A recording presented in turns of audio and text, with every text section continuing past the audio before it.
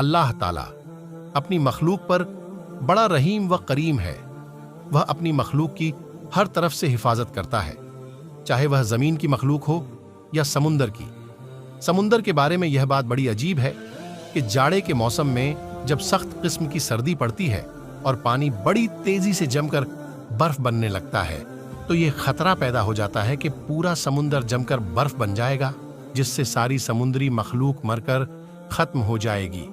लेकिन यहाँ अल्लाह ताला अपनी कुदरत दिखाता है और समुंदर के ऊपर बर्फ की एक मोटी तह जमा देता है जो पानी के ऊपर तैरती रहती है, जिससे नीचे का पानी जमने से बच जाता है और पूरी मखलूक वहाँ सुकून से जिंदा रहती है। ये अल्लाह ताला की कुदरत है जो हर तरह से अपनी मखलूक की हिफाजत करता है।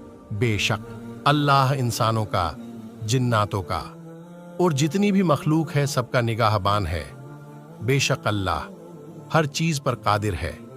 दोस्तों, वीडियो अच्छा लगे तो वीडियो को लाइक और चैनल को सब्सक्राइब करके सपोर्ट करें।